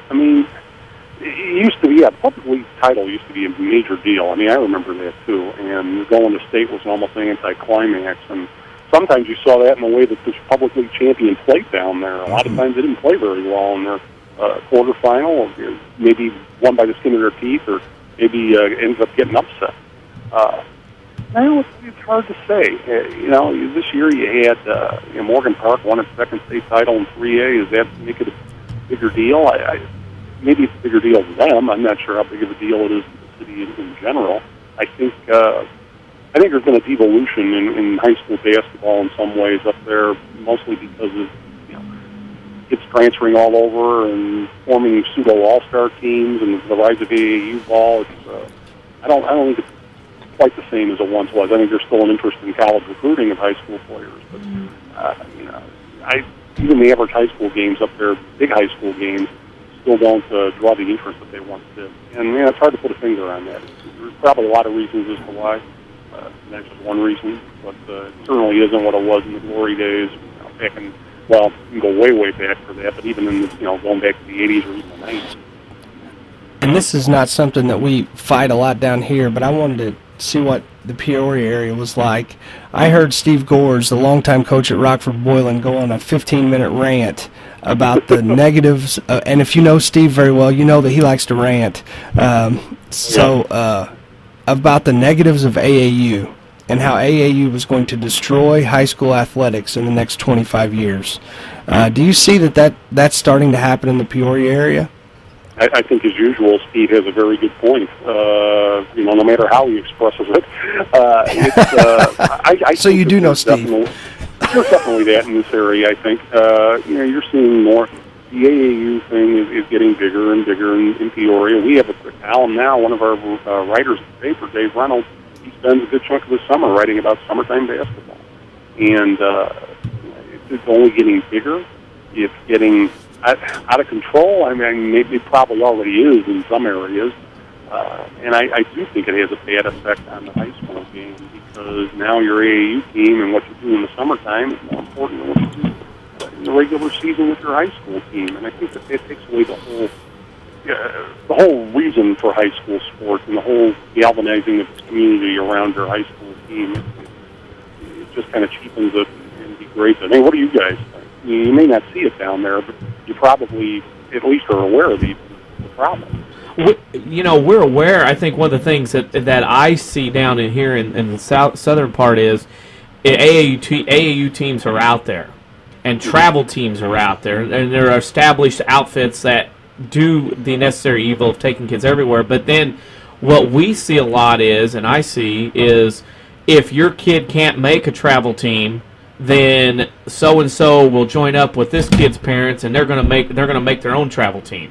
And you see in the paper down here all the time, 7 and under, 8 and under, 9 and under, baseball, softball, basketball, travel teams playing year-round. It's like if you can't make a team that's got legit credentials and been around for a while, you just make your own team and start your own stuff up. that's totally out of control. It's almost like LeBron and Chris Bosh and Dwayne Wade all deciding let's go play together in Miami. You know, it's like maybe it looks good and maybe they win a few titles. Does it really mean anything? I just that's not what youth sports should be about to me. I don't know if I sound like some crusty old man telling kids to get off his lawn by saying that. And, you know, I got to get with the program, and this is the way it is now. But that doesn't mean it's right. That doesn't mean it's good. You know, but in Peoria, though, you know, Sean Livingston was back in town. I know I was reading some stuff. You know, he just signed a big deal, and he went through the AAU ranks and all that stuff. It's like this. AAU is a necessary evil. I think if you're good enough, you're going to get exposure. But I think AAU is starting to creep in and making it like, yeah, you're going to or else, or you're not going to get anywhere with it, you know? Right. I mean, well, how did kids get noticed before AAU became so prominent? You know, it seemed like they still managed to get scholarships, and people knew where they were playing, and people knew where they were at. I've always been of the philosophy that if you're good, people will know about it, and they'll find you. You know, the right people will find you. And if you're not, well, then parents, I think a lot of this is fueled by parents who believe a college scholarship is like a holy grail. Division I scholarships are not all created equal, and that's something I think parents don't think about sometimes. How many times have I seen kids from here that get a Division I scholarship in a sport to go play at some school in, you know, North Carolina or Texas or someplace like that, and they think it's all a bed of roses, and they get down there and they find they're homesick or don't really like this, that, or the other, and the next thing you know, a semester later, they're back in town playing at the junior college, and maybe they would have been better off staying home and then doing that in the first place, or maybe going to some smaller school somewhere closer to home. You know? Is there something as the exalted leader of the IHSA on our show that you would sit back and go, yeah, this works very well, we need to keep things as it is? I think that their overall management of high school sports in this state is usually pretty good. You got to remember, Illinois is a pretty big, diverse place. You've got inner city Chicago, you've got southern Illinois, you've got the central part of the state, farm towns, inner cities. They do actually do a pretty good job of holding it all together. And that's what I was alluding to before with the state looking at the IHSA operations. They're totally entitled to do that, and I think that they've got a legitimate point in doing that. But if the State Board of Education were to take over what the IHSA is doing now, well, look what else. Look at everything that the state seems to touch. It's like the Midas touch in reverse, right? You know, everything it starts turns gold turns to lead. So, you know, they've got no business interfering with what the IHSA does. That's not to say that the IHSA can clean up the back a little bit, but you know, having the pot calling the kettle black is not going to solve any problem. Well, Nick, we do some things a little bit differently sometimes here in the South, especially on WMIX, and that is wrapping each and every interview with our WMIX Sports Social Media Question of the Week. And this week we're asking everybody, which food do you cook the best? Repeat that again, I didn't hear that. Sure, which food do you cook the best? Whatever comes in a brown paper bag from the drive-through window. That's usually what I cook the best. Top notch. Amen to that. I don't cook. I assemble food. You know, it goes in the microwave oven. That's usually about the best I do. Nick, we appreciate your time. We appreciate your expertise on all things high school sports, and it'll probably be March before we see you again. But we look forward to spending that time up in Peoria. Can't wait to see you. I appreciate you guys having me on, and this is why I love Southern Illinois. You guys are talking about high school sports in the middle of July. Yes. I think that's great. God's country down there, man. It's wonderful. Thanks a lot. I appreciate you guys having me on. Thank you. That's Nick Vallejos, Peoria Journal-Star. And, of course, if you've ever been up in Peoria on state basketball weekend, 1A and 2A, you have to read his stuff. And I know you can read it online at their website. And he spends a lot of time, obviously, covering, I believe, one of the county boards up there in the Peoria City Council. Oh. But when you can get to his sports stuff, I mean, one of the better writers out there is Nick Vallejos, and very opinionated and always has been on the four-class topic. And obviously, I'm not going to speak for DC. I'm very partial to the four-class system because of the success that our teams have had in it.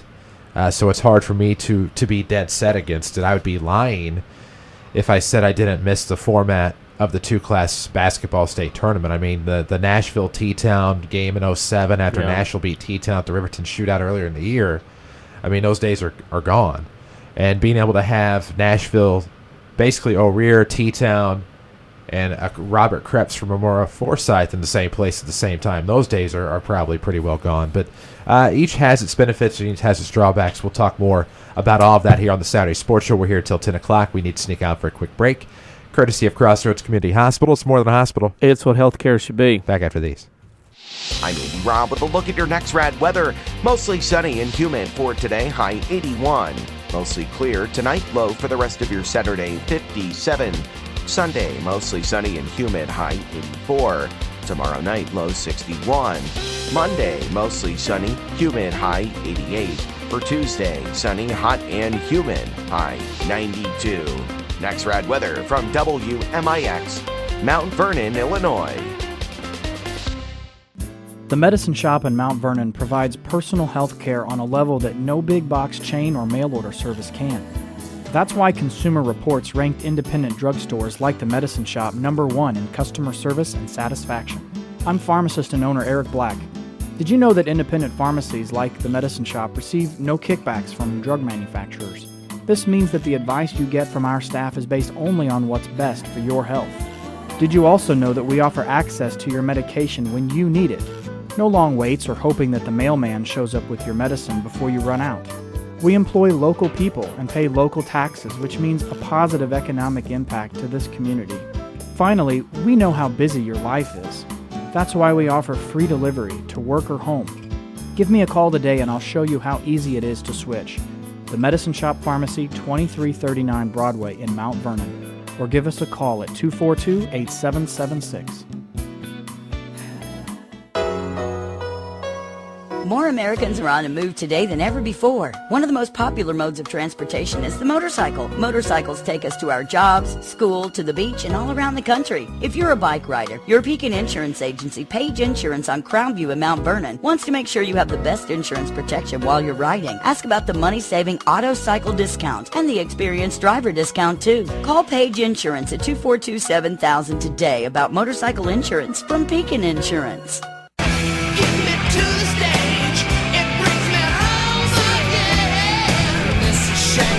Welcome back. Saturday Sports Show, WMIX, WMIXSports.com. Cared for by Crossroads Community Hospital. It's more than a hospital. It's what healthcare should be. That's Danny Zerwinski. I'm Chris Hugo. Ron Weinmiller is with us, as is Jeff Crow, until 10 o'clock here on AM 940. You can find us on Facebook, facebook.com/WMIX Sports. We're on the Twitterverse as well. Still another break left to take here on the program. We'll get to that in just a little bit. But first, we remind you it's a Commissioner for a Day program. If you were the commissioner of the Illinois High School Association, you aren't the executive director, but maybe a commissioner, a special position created just for you. I don't know what the pay scale would be because all of that's under investigation right now, unnecessarily. Soapbox aside, if you're in charge, you make some tough decisions, and you look at basketball, you look at football, you look at some of these sports, but one thing we haven't necessarily touched on is, would we leave the seasons alone? Would we move a sport to a different part of the year? Some don't like golf in the fall. Some. Well, that's what I said. Was I'd move golf to the spring because you get to the most important part of the season, which is the postseason, and now you're playing it in Peoria where it could be snowing in October. So that's one thing I would do. Or, hey, how about a great idea? Let's move it farther south where the weather stays better. I think they tried that with girls, and for some reason it worked too well. But you move it to the spring, and your weather's better. You're playing it in 1st of May, and may have to deal with a little rain, but you're not going to deal with the wind and the cold like you do now. Girls golf in the South worked at Stone Creek up until the point they reversed holes 1 and 9 and failed to tell the greenskeepers, and they put the pin, which should have been on number 1, on number 9 in the slope. Remember all the controversy in that? Remember the whole placement was on the side of the hill and everybody got mad and 8-putted, 5-putted, 6-putted? Yeah, okay. That worked out too well. Well, and the thing of it is I understand part of why it could be in the fall, maybe golf course availability. I mean, but people are playing golf year-round. But, I know more tournaments scheduled ahead of time, scrambles, things of that nature on courses in the summertime, and as you get late spring, you can work around that far enough in advance. But I don't know. I think that's a good point, a fair point. But the best point is move the golf tournament south. Move golf, or move it up. Start golf in August. Sure. Why not start golf in, junior high baseball and softball can start games in July or first week of August. Why not start golf a month earlier? and like in mid to late July, start the golf season when, oh, here's a shocker, everybody's playing golf. And then you play the season and you have your state tournament maybe in a September and rotate your state tournaments around. Oh, here's another idea. Maybe you rotate the state tournaments around and maybe have it at a Silvis, Cog Hill, Medina, Olympia Fields, Kokopelli, Stone Wolf. There's an idea. If you haven't, September for the Ryder Cup when I went 2 years ago, great golf weather up there. You could still have it in September in Chicago. And here's my thing. Carbondale obviously has 2 state finals quality courses. If you you could have all 4 same weekend if you needed to. Yep. You could at Wren Lake, Governor's Run, are all places I think you could have the state finals. If you can have the bass fishing state tournament at Carlisle Lake, you could probably have a golf state tournament at Governor's Run. The winter kill is, Well, the other thing about it, you look at some of these scores at the state tournament of some of these kids that qualify on teams, and I think that's what really bogs down some of the rounds. So, maybe you institute a cut at the end of the first day. We're only going to take X number of people that are still in contention for the top 25, and we're going to cut X number of teams as well to kind of speed it up, because the weather can get gnarly in that part of the state, and go another 3 weeks and then run the cross country at Peoria. I mean, it can be really cold then. God bless all the kids out there.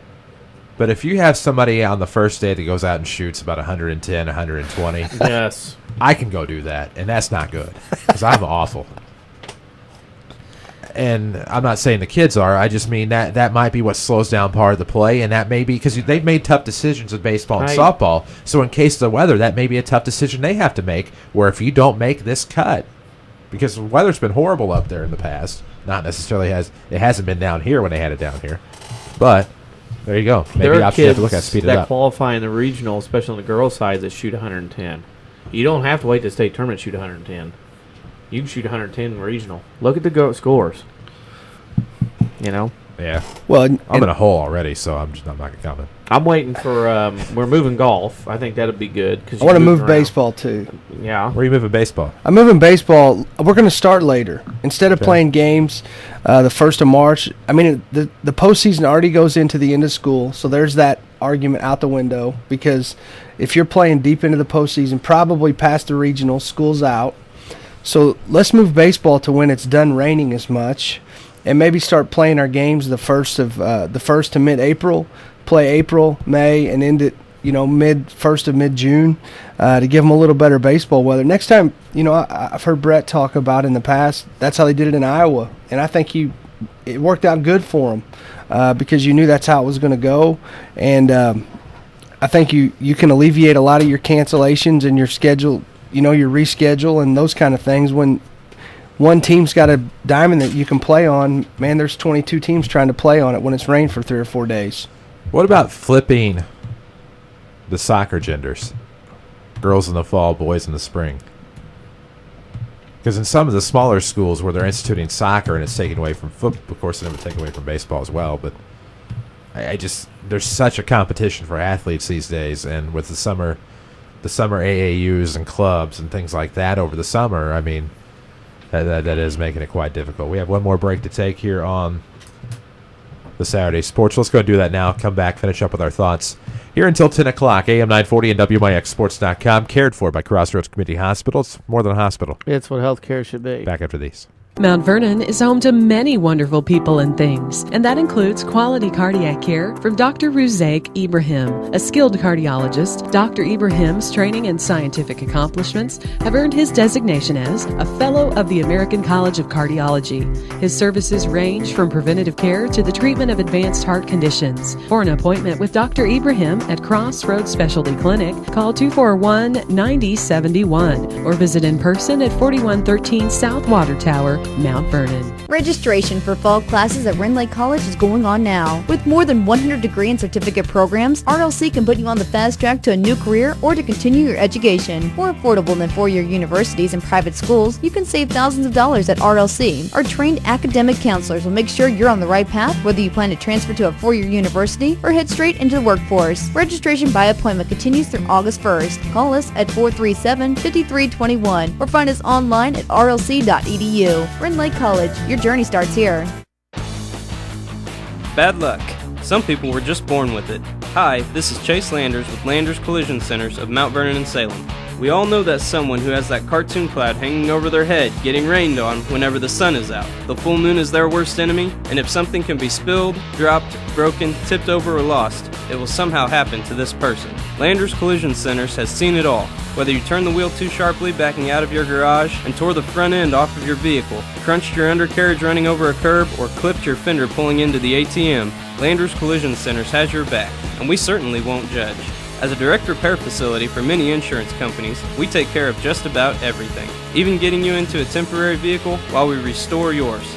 That's the Landers difference. Top to bottom, big or small, Landers fixes them all. Come see us in Mount Vernon and Salem and ask us about free detailing for the life of your vehicle. Or call 1-888-LANDERS. That's 1-888-LANDERS.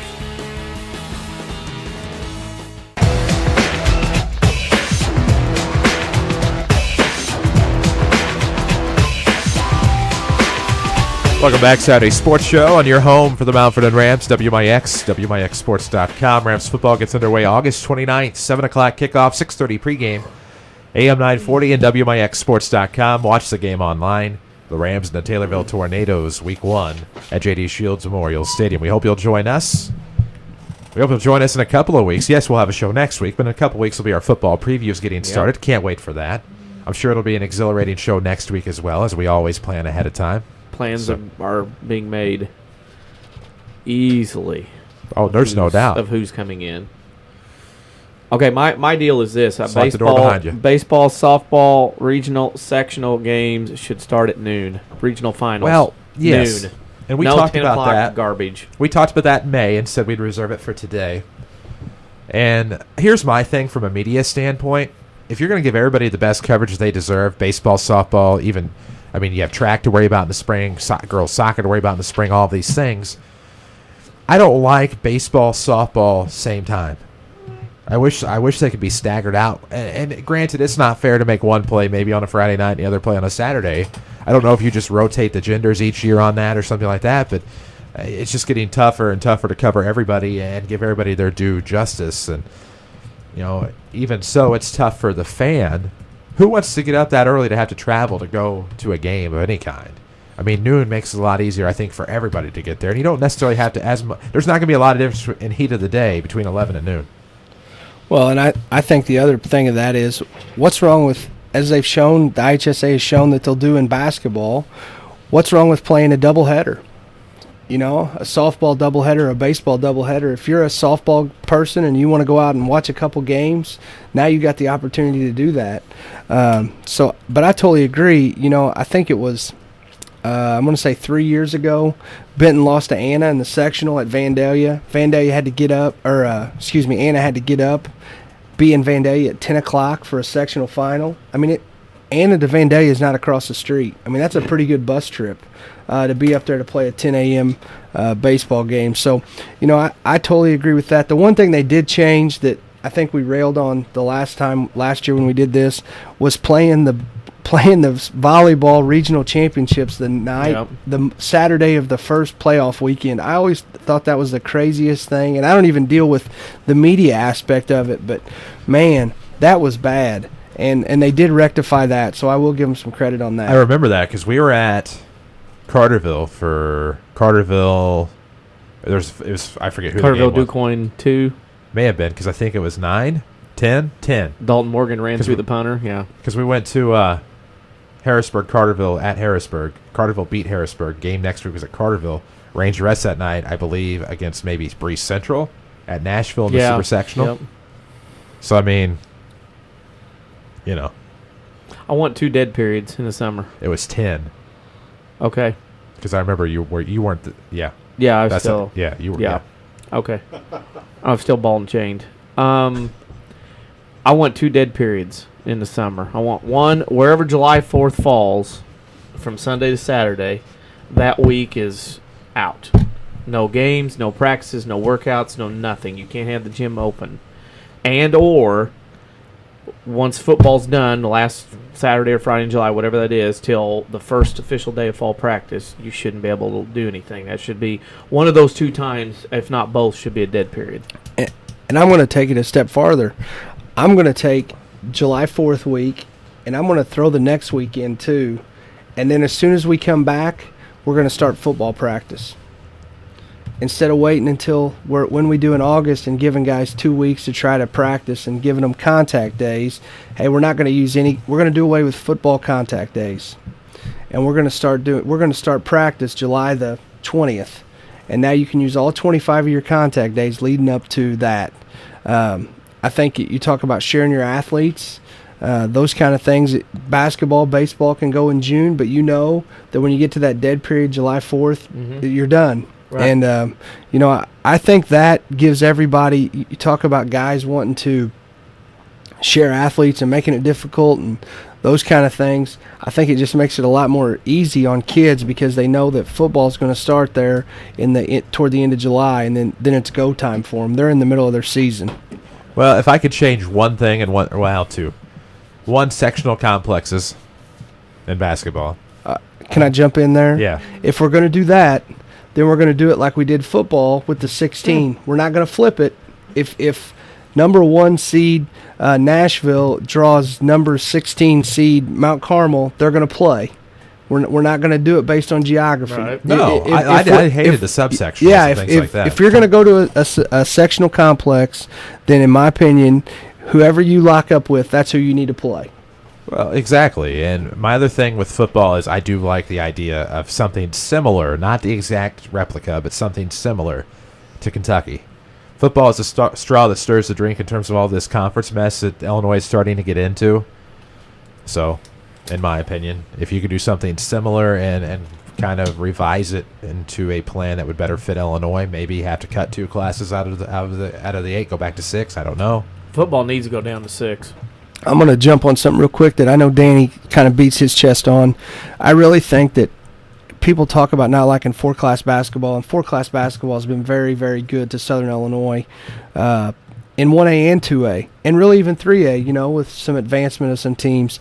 But I think you're going to start to see the advocation to go back to 2-class when we see the mass consolidation that I think we're within a 10-year window of seeing, because schools can't keep their doors open because of the funding mess that the state is in.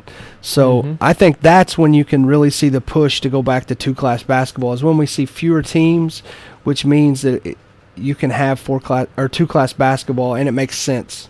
Yeah, the IHSA won't change that. They'll sit back and wait till the state cuts back funding and schools start closing and then schools start consolidating. Then that's when you'll see the 2-class basketball come back. Not now, it'll be a few years before it happens. I think consolidation obviously is going to happen sooner rather than later. And, I kept wishing for a certain institution to maybe not do anything until we got a clearer picture of what was going to happen there, instead of building a high school in a possible location where consolidation could happen and maybe be thrusted into that position, or hopefully build a school institution big enough to handle that possible consolidation. Going ahead and building that institution anyway, allegedly, as revisions happen. But I don't know. Consolidation likely going to happen, is going to greatly impact things, and I do think that would be the only time you could see a return to 2 classes. That's the only thing. I don't think the IHSA is going to step back and go, okay, we're changing, 4 doesn't work, we admit we were wrong, we're going to go back to 2.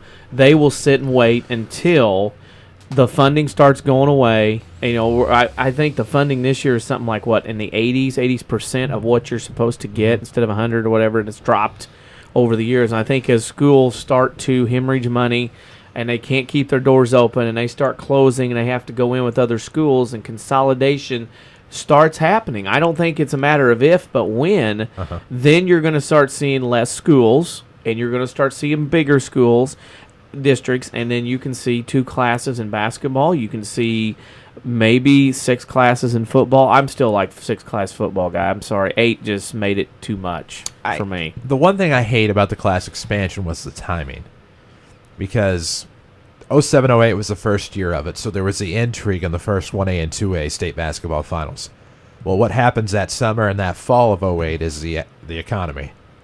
Mm-hmm. And so while I do think 4 classes has a little to do with some of the waning interest amongst the common fan, I do think that the economy, while having rebounded in many portions of the state, psychologically people just aren't committed to spending that kind of money, or maybe not having that type of disposable income anymore. And it's gotta hurt Peoria. I'll use Woodlawn. They've been up there. Okay, I'm Joe Fan from Woodlawn. I get up and leave my house Friday, go watch the game, spend the night in Peoria, go watch the championship game Saturday morning, and I'm home. Right. You know, to me, it's really hurt Peoria, where if I'm Joe Fan from Woodlawn, now I got to go up Friday morning, stay Friday night. You play in the championship Saturday night. Most people aren't going to turn around and drive back. So I think that's hurt the economic impact of Peoria as well, because people just, frankly, they don't have to stay as long. And with the way it is set up right now. Well, and when you look at the population base of the districts, not the student enrollment, some of these 1A schools in their districts don't have the people necessarily, or that population, to even sell out their ticket allotment. Like, say they get 750 tickets to sell, their entire district, not enrollment, but their entire district may only have 500 people in it. And you're not going to find necessarily a lot of out-of-district people that are going to go buy the school allotment of tickets. They're going to try for whatever they can get through the box office at the Peoria Civic Center or through the IHSA. So it's a numbers game, and sometimes the numbers just don't add up because the numbers aren't there to add up. Well, Woodlawn and Breeze Central made multiple trips. Yeah. And Breeze Central made trip in volleyball, girls basketball, boys basketball. So to me, it wasn't 4 class at the time. It was the economy.